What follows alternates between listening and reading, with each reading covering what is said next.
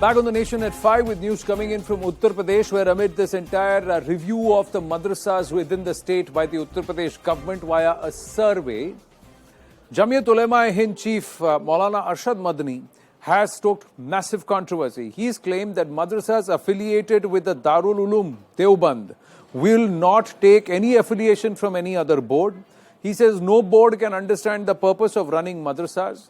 He's further claimed that madrasas have been operating with the set rules under Article 30/1 since, and they've been operating since 1866, and they don't require any financial aid from the government. He's also further made a lot of statements which can stoke huge amount of political controversy, but this is what he had to say. मस्जिद और मदरसा ये खालिस हमारा मजहबी, हम अपने मजहब के लिए किसी गवर्नमेंट से कुछ नहीं लेते, चाहे हम अंग्रेज से भी नहीं लेते थे, कांग्रेस से भी नहीं लेते थे, आज भी नहीं लेते हैं। हम अपने मजहब के लिए किसी के मोहताज नहीं, हम खुद करेंगे अपने मजहबी काम। हम सरकार की इमदाद लेते ही नहीं, लोग उस इमदाद के लिए मुतालबा करते हैं, हम उस इमदाद को नहीं लेते, हम कबूल नहीं करते हैं। हम जानते हैं कि मदरसों की शिक्षा कैसे अच्छी होगी, आया लैपटॉप लेकर के होगी, मोबाइल लेके होगी, या सिर्फ कुरान लेकर। मैंने उस वक्त भी कहा था और मैं अब भी कहता हूँ कि हमें ऐसे लोगों की ज़रूरत है जो लैपटॉप न लें, मस्जिद के अंदर नमाज पढ़ा सकें 5 वक्त की। हमें चिंता को जाहिर किया अरशद मदनी साहब ने देवबंद में। उन्होंने कहा कि हम दीनी मदरसे हैं, हमें किसी तरीके की मान्यता की एफिलिएशन की ज़रूरत नहीं है, सरकार हर मदरसे के कामकाज में इंटरफेयर ना करे। तो क्या कहना चाहेंगे आप इस पर, किस तरह की प्रतिक्रिया आपकी? देखिए, सर्वे जो है ये हमारे उन गैर मान्यता प्राप्त मदरसों में जो हमारे मुस्लिम नौजवान जो पढ़ रहे हैं उनको बेसिक फैसिलिटीज़ मिल रही कि नहीं मिल रही, इसको जानने के लिए, इसको समझने के लिए सर्वे था। सरकार कोई योजना, कोई पॉलिसी, कोई स्कॉलरशिप अगर ले आती है तो जब उसके पास सही छात्रों का आंकड़ा होगा तो ज़्यादा से ज़्यादा हमारे नौजवानों तक बेनिफिट पहुंच पाएगा। तो हम लगातार योगी सरकार हमारे मुस्लिम नौजवानों को अच्छी शिक्षा मिले इस दिशा में काम कर रही है, और इसमें ना ही ये सर्वे का कोई नकारात्मक भाव से किया गया, सकारात्मक भाव से किया गया। ये सर्वे निश्चित तौर पे हमारे नौजवानों को अच्छी शिक्षा, अच्छी तालीम देने में मदद करेगा, और हमने लगातार हमारे नौजवानों को बेहतर से बेहतर सुविधाएं मिले इस दिशा में योगी सरकार ने काम किया है।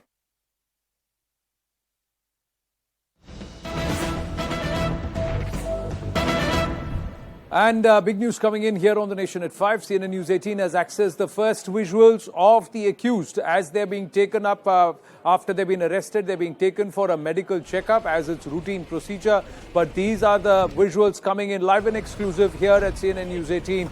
First visuals here on CNN News 18. The first visuals of the accused being taken for a medical checkup. All 9 who were detained, who were part of this entire maintenance process of the suspension bridge that collapsed under the weight of people who should not have been on that bridge because it was still under maintenance, but it had been thrown open and it collapsed, causing the death of more than 135 people. CNN News 18 accessing the visuals first on News 18 here. Siddhant joining us with more details. So all 9 shown as arrested now being taken for their medicals. Well, yes, that's right, Anand, and we have accessed this visuals of accused being taken for medical checkup at a local hospital. So in these visuals, we can see 2 of the accused are being taken by police inside the hospital for medical checkup. The other 7 are also going to be taken to the hospital before being produced before the magistrate court tomorrow. Now, police is going to ask for police remand of all these 9 accused because police has to ascertain their roles in this entire tragedy, because the contractors, subcontractors, managers, all have been picked. All of them associated with this project and with the companies have been picked by police. So after initial questioning with them, they were placed under arrest. Now, police is going to ask remand in court tomorrow before the magistrate and will ask at least 5 days of police custody for to question all these accused so that their roles can be ascertained, and police will also look into the corruption angle. Is there any corruption angle involved? Why material was not replaced with the new ones? Why the old material was used? Why the corroded cables were used? So all these questions will be asked to them. In fact, within a month's time, there's a possibility of charge sheet being filed in the same matter. Back to you.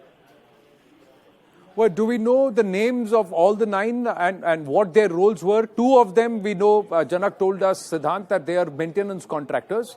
But what about the others? Who are these people? They are also part of the subcontracting team. The main contract, it was given to Ajanta. Has anybody been arrested out of that? And is there any action going to be taken against the municipality ward and those who are responsible there? Well, yes, Anand. Actually, we are trying to get the details and profile of each one of them. But cops have told us this, that these were the people involved in day-to-day operations of this bridge. A, B, those who were involved in renovating the bridge. So these 2 people have been picked up, those who were involved in renovation and those who were involved in day-to-day operations. And they have been placed under arrest. So we'll try to get more details. And in fact, once police will get the custody, then we'll be able to tell more details to our viewers. Right.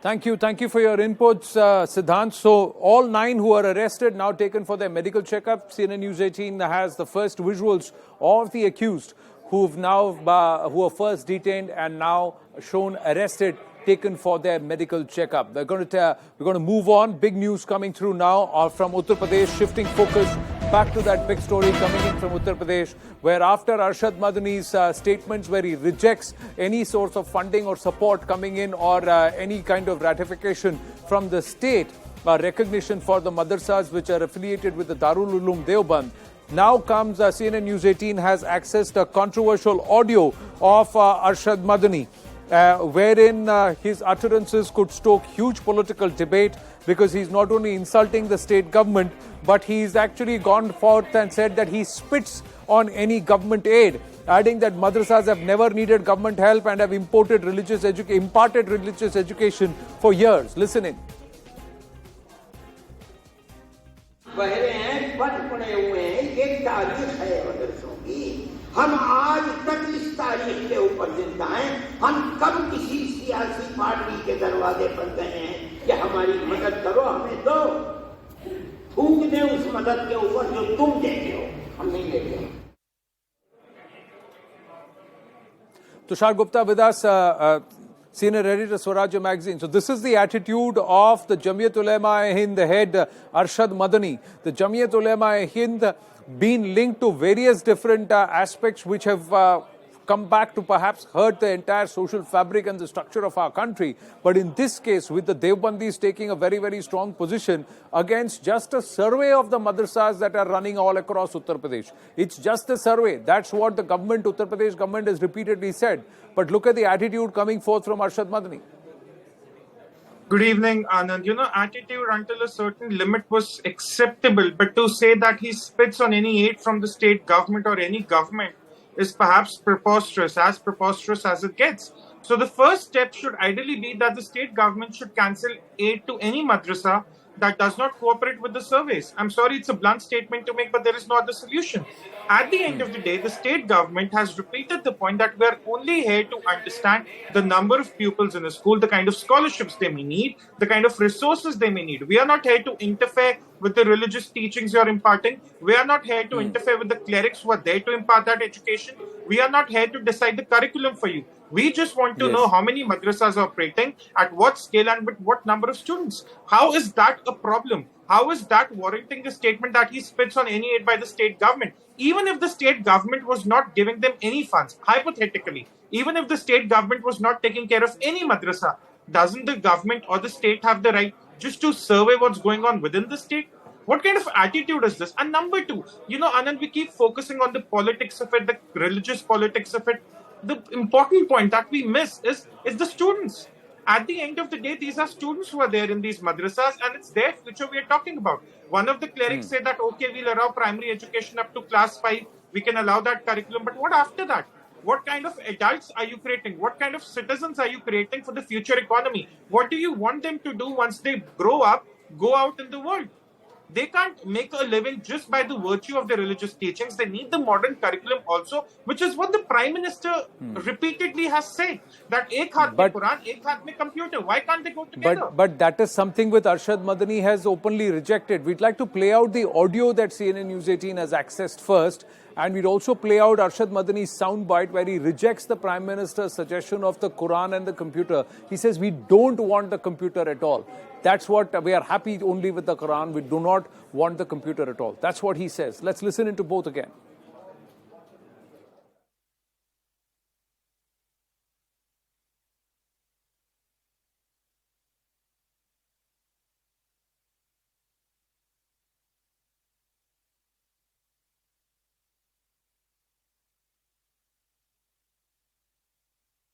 मस्जिद और मदरसा ये खालिस हमारा मजहबी, हम अपने मजहब के लिए किसी गवर्नमेंट से कुछ नहीं लेते, चाहे हम अंग्रेज से भी नहीं लेते थे, कांग्रेस से भी नहीं लेते थे, आज भी नहीं लेते हैं। हम अपने मजहब के लिए किसी के मोहताज नहीं, हम खुद करेंगे अपने मजहबी काम। हम सरकार की इमदाद लेते ही नहीं, लोग उस इमदाद के लिए मुतालबा करते हैं, हम उस इमदाद को नहीं लेते, हम कबूल नहीं करते हैं। हम जानते हैं कि मदरसों की शिक्षा कैसे अच्छी होगी, आया लैपटॉप लेकर के होगी, मोबाइल लेके होगी, या सिर्फ कुरान लेकर। मैंने उस वक्त भी कहा था और मैं अब भी कहता हूँ कि हमें ऐसे लोगों की ज़रूरत है जो लैपटॉप न लें, मस्जिद के अंदर नमाज पढ़ा सकें 5 वक्त की। हमें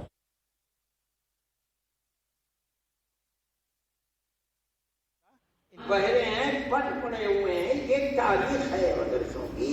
हम आज तक इस तारीख के ऊपर जिंदा हैं। हम कब किसी सियासी पार्टी के दरवाजे पर गए हैं कि हमारी मदद करो, हमें दो, थूक दे उस मदद के ऊपर जो तुम देते हो, हम नहीं देते।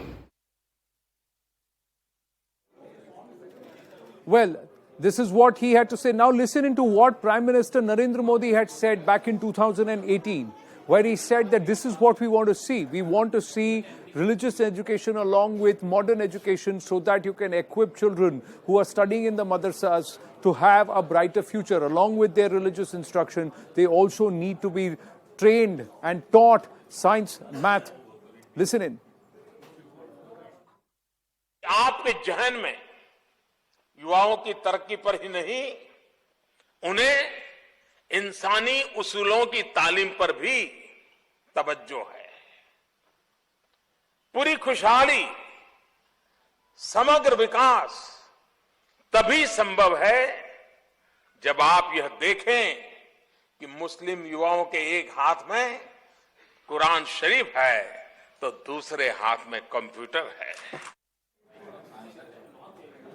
So that's what the Prime Minister talks about. The idea is to modernize the entire education system and, like you said, to also ensure that there is a safer, secure future, that the children coming out of madrasas are not reduced to having to push and practice certain vocational activities, but they can also push the limits of their intelligence and their ability through modern education.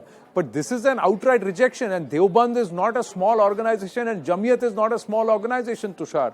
The roots of Jamiyat Ulema Hind are spread far and wide, and for a lot of reasons their activities have been questioned. Starting with the halal certification game, where Jamiyat first surfaced, where the money from halal certification was being used to fund the cases of terror accused. But that aside, here, Deoband, the entire activities of Deoband itself were questioned. The arrests that have been made recently of people who are affiliated with Islamist outfits, terror outfits, radical outfits, seeking shelter, staying in Deoband and within the Darul Uloom premises for more than 2 to 3 years. Multiple issues have been raised. Here, the fact is that there is just a survey and an audit, and the need to ensure that there is both kind of education that is given to secure children who are the future of children studying in the madrasa. At all levels, Madani seems to say, it's my way, and I reject anything else. The language used itself shows the disdain. You know, Anand, the cleric in question is not spitting on government's aid. He might say that he is happy to spit on any government aid that might come his way. He's spitting on the future of these children. And the community now needs to introspect that, are they willing to risk the future of their children? They can spit on the government aid today, but that doesn't make them automatically eligible for some grant in the future when they're unemployed. My simple question is, you may not need any aids for your madrasas. You may not want the state to interfere. What about the future of the thousands and thousands, perhaps lakhs of children studying in different madrasas across the state 10 years from now? You want to give them primary education up to class 5, to which you are grudgingly agreeing. What after then? What do they learn about mathematics? What about science? What about English? Even the most menial of jobs today in the formal sector, Anand, require one to be graduated at least from class 12. So what kind of a workforce or what kind of a young force are these madrasas trying to create? Again, the important point to be noted here is the state is not saying that you could not impart your religious teachings. The state is not getting into that business. The state is saying that you might need some resources that you may not be in a position to provide for whatever reasons. Let us have an understanding. Let us know the numbers on the ground. Let us know the status No, on the ground. they are saying they will manage their own funding. So why don't they want accountability? Is it wrong for the state to ask for accountability as to what is your source of funds? Where are you raising your money from? And who's sending this money to you? Anand, a very simple analogy. A lot of private businesses in India do not need government support. A lot of private individuals in India do not need government support. So what does that mean? That they are not accountable before the state? That is not how it really works. I'm again saying they might not need the funds. The one question though is, where are the funds coming from? But that's a different debate for a different day.